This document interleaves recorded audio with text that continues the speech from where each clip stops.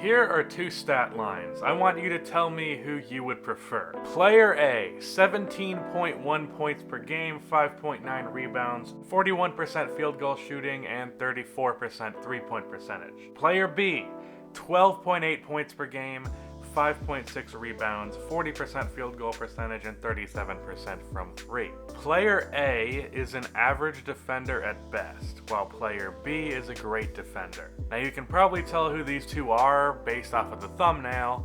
Player A is Carmelo Anthony, and player B is Robert Covington. Melo puts up more points per game, but he's not all that efficient, while Robert Covington puts up only 12 points a game, but he shoots well from three on 7 attempts a game. Melo on offense gets a lot of isolations, he often creates his own shot, but as a result the offense can get bogged down, and overall it's not that efficient of a possession. But for Covington, he gets his shots within the flow of the offense, coming off of screens and knocking down jumpers. 70% of his shots come off of three-pointers. It should also be mentioned that Covington is a much better defender.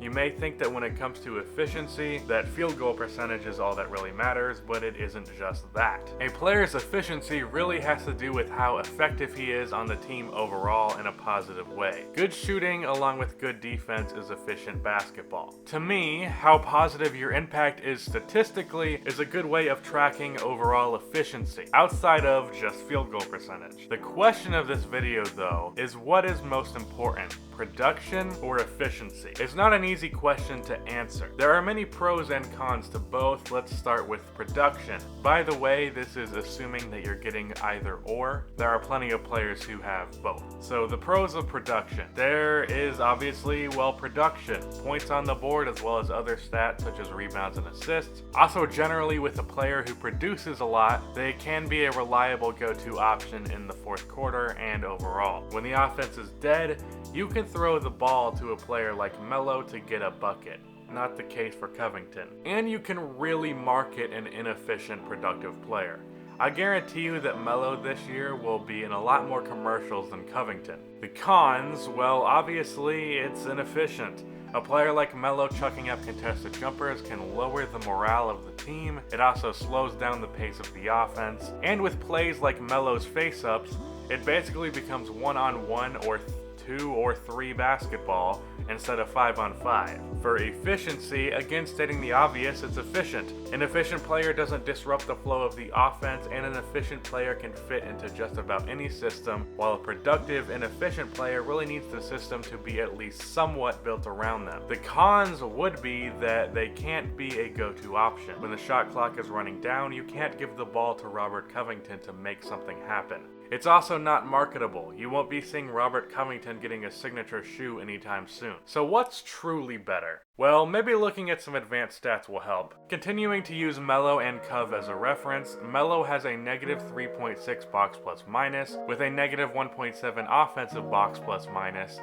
and 1.3 offensive win shares and 3.2 win shares overall. Covington has a plus 1.4 box plus minus, a 0.0 offensive box plus minus, 0.7 offensive win shares, and 3.4 win shares overall. Melo also has a 24.2% usage percentage in comparison to Covington's 17.7. And Melo has a 13.8 PER to Covington's 12 PER. But it should be considered that PER doesn't take defense into consideration. So, I was hoping that these numbers would make it a little more clear, which it kind of did.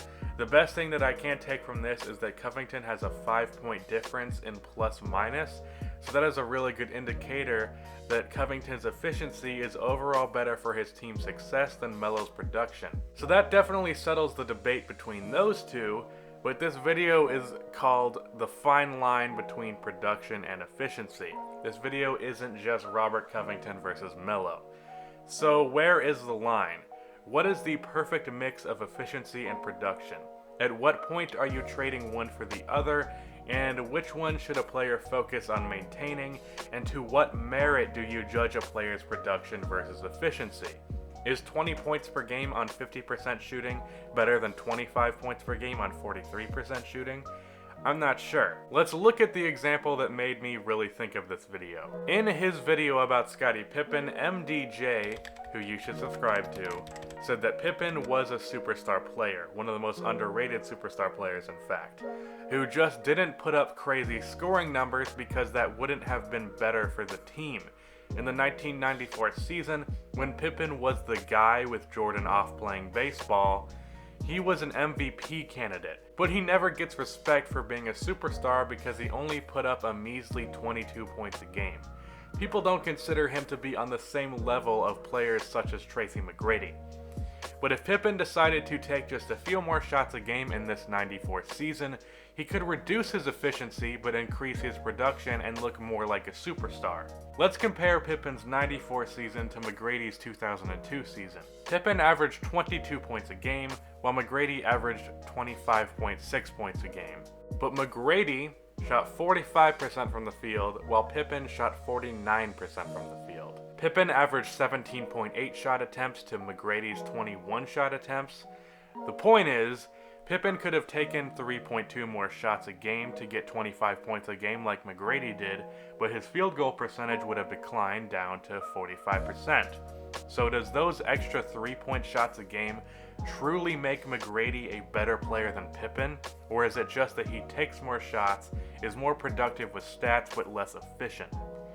Similar to how Harden isn't any better of a playmaker this year than he was 3 or 4 years ago, it's just that he is now in a system with Mike D'Antoni that has his assist numbers inflated. So this is a complicated question, which really makes you look at players' stats a little more circumstantially and subjectively.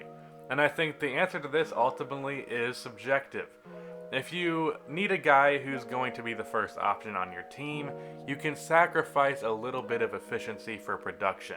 If you're averaging 25 points per game, I'm not going to be all that mad at you if you're shooting 45% from the field. That's perfectly acceptable for that amount of production. If you're averaging 10 points per game shooting 40%, you probably suck. But it can be said that a player who averages 10 points per game could be better than a player averaging 20 points per game if there is a big difference in efficiency. 10 points per game shooting 55% or 20 points per game shooting 41%. Which is truly better? It's kinda up in the air. There are some examples of players who produce a lot while maintaining efficiency. LeBron James has always done that. Victor Oladipo this season has averaged 24.4 points per game, shooting 48% from the field and 38% from three. Very efficient. Kawhi Leonard has done the same thing a lot, particularly last season. This debate of efficiency versus production can also lead to a debate of star versus role player. And at what point is a quote-unquote role player better than a quote-unquote star, and vice versa? Basically, based off of this, I would say that Covington is a better player than Carmelo Anthony. But I think that most people would still define Melo as a star player, and if they don't, I would kind of find it weird to call Melo a role player, as most role players don't get isolation plays and the touches that Melo gets. But I'm sure as hell not defining Covington as a star. Let's take this debate away from Melo and Covington, because I realize this video makes it seem like I'm a huge fan of Cov and that I hate Melo, which is half true. I am a huge fan of Covington, but I have no bias towards Melo. Wesley Matthews in the 2010-2011 season averaged 16 points per game, shooting 45% from the field and 41% from three. Very good efficiency, and with a solid 16 points per game. In that same season, Ray Allen averaged basically the same stats, but was considered a star player and even made the All-Star team, while Matthews was just a role player.